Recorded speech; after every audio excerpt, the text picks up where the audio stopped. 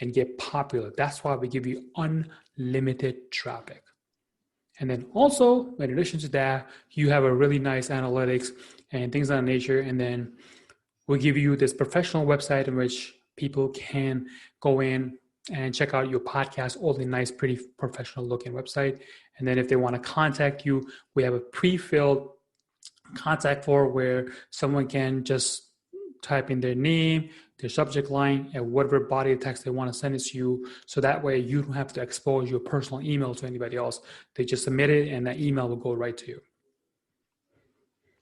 Excellent. Extremely, extremely good. Extremely impressed. Yeah. Yeah, that's really, all of that's really, really good. All right. All right. And yeah, so I mean, so an episode is uploaded onto the website, and then who do you distribute out to?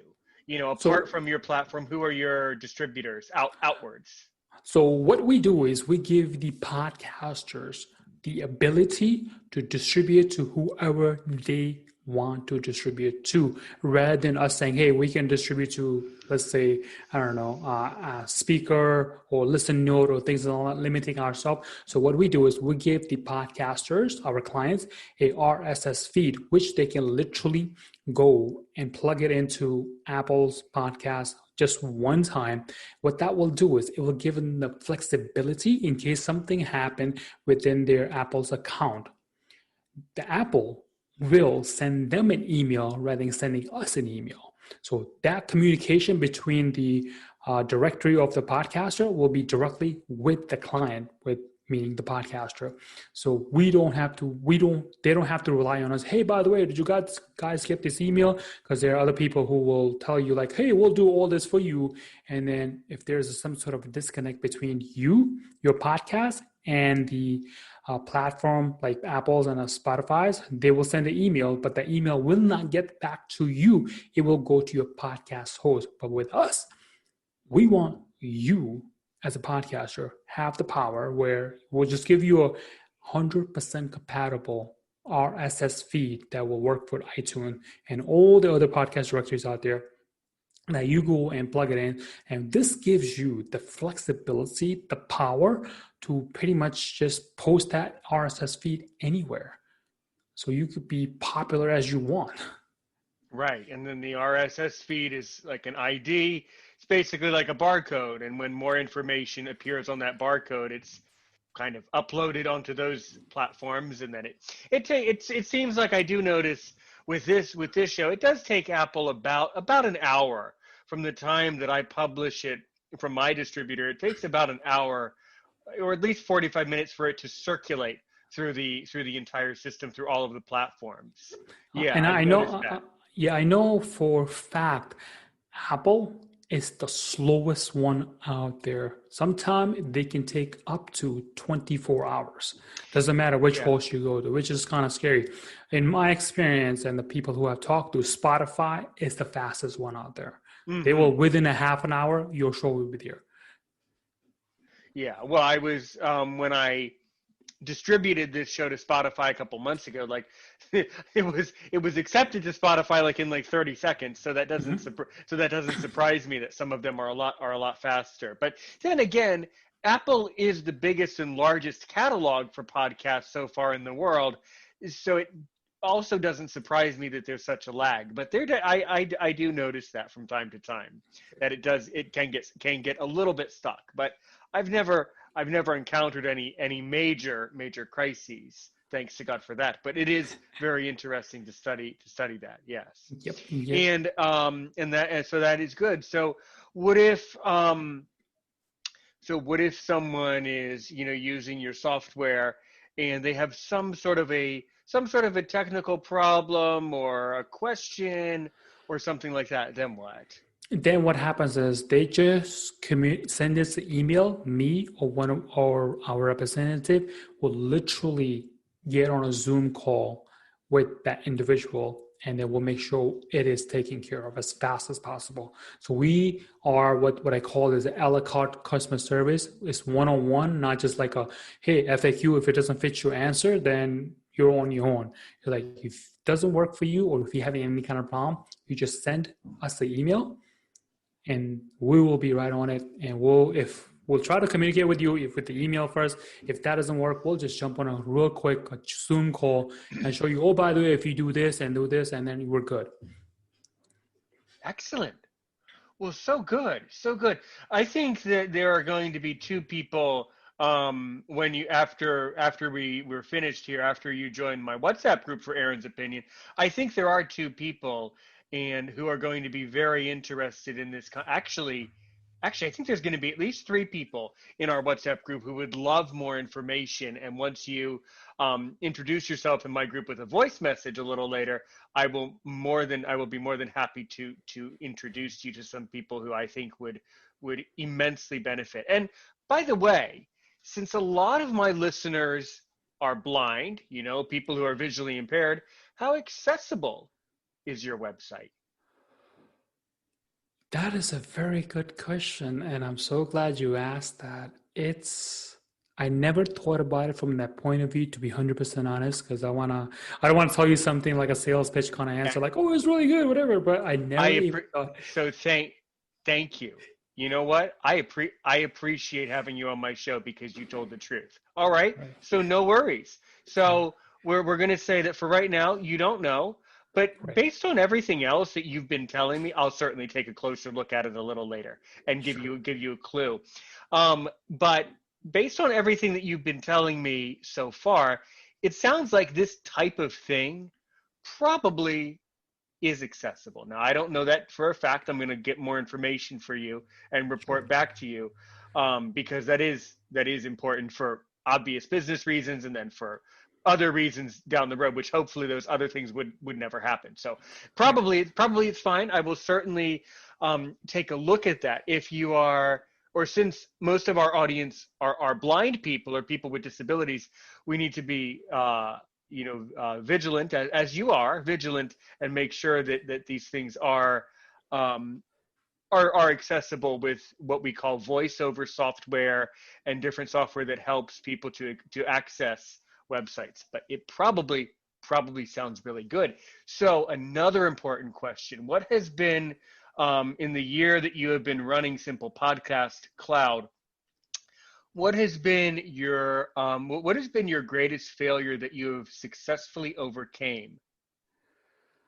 Oh wow, you really have a good questions. I love your questions. I appreciate having you because my hope is that by people listening to this, they'll see what a great product you have to offer, and my hope is that they'll see that if you're able to get through these hard questions, they should give you some time and give you some interest in your product. Sure. So, what do you think?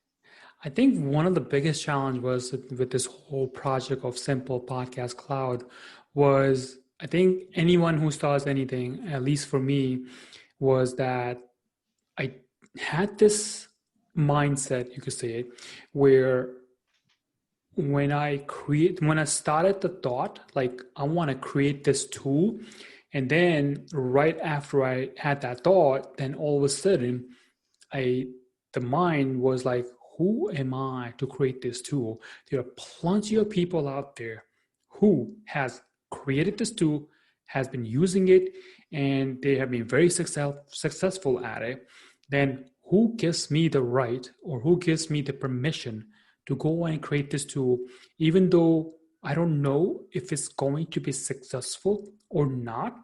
But that was like the whole mindset thing, and the way that I got over it was like, if I can just create a tool, even if it's just for me, I am willing to bet there are people out there on the same boat, at least 10 people, who will be able to use this tool, and then they will be so glad they have it just like I have.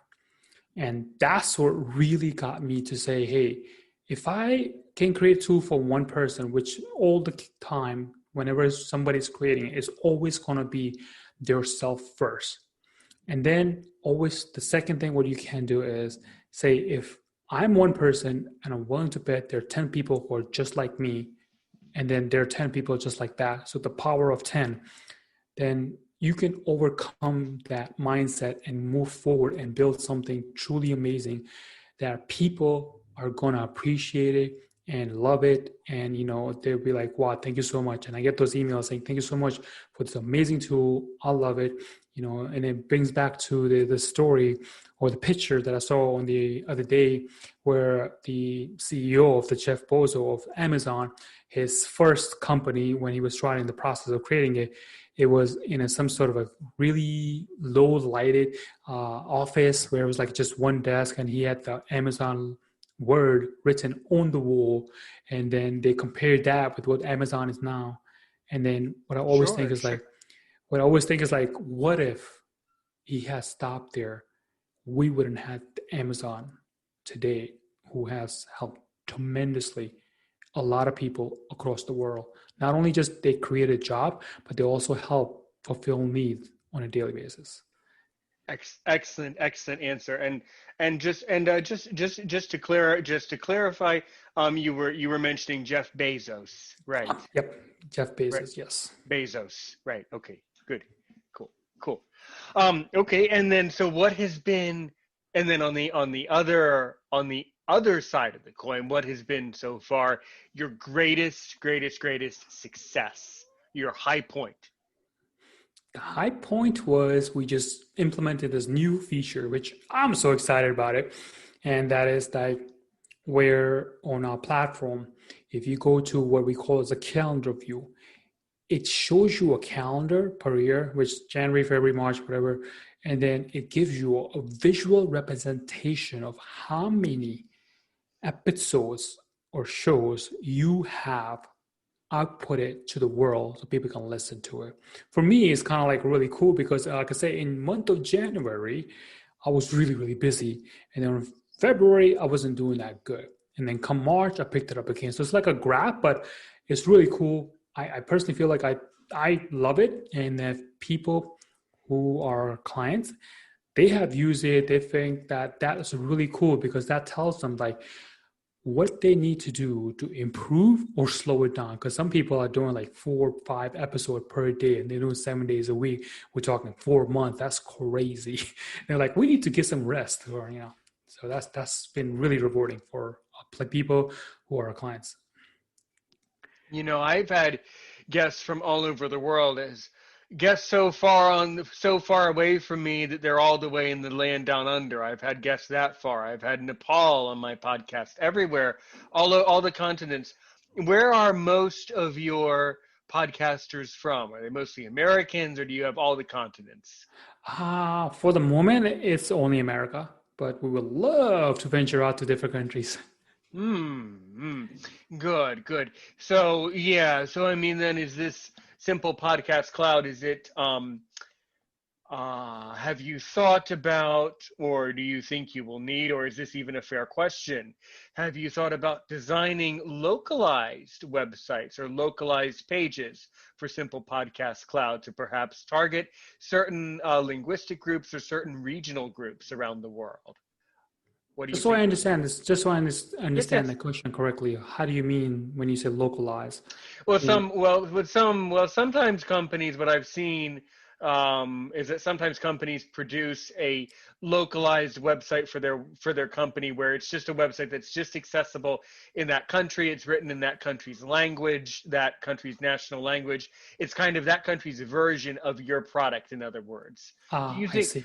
so? Then I would wonder, okay, so what if someone is in Japan? Would they have the same access to Simple Podcast Cloud as someone in the Americas here, or Canada? That's the important. Yeah, absolutely. It's like the same platform will be available no matter where you are in the world. We don't differentiate like some of the people like, hey, by the way, if you're coming from Canada, you want to have 1, 2, 3 feature, but if you're coming from America, you're going to have 4, 5, 6 feature. With us, it's across the board, flat. Everyone, no matter where they come from, they're going to have all the same features. Right, right. Well, that's really excellent. So, another thing is that almost all of the podcast catalogs have different categories. So, what categories are you finding, or what types of podcasts are most attracted to your cloud, to your software? I would say it really varies, but mostly it's like business owner, coaches, and entrepreneurs. Okay.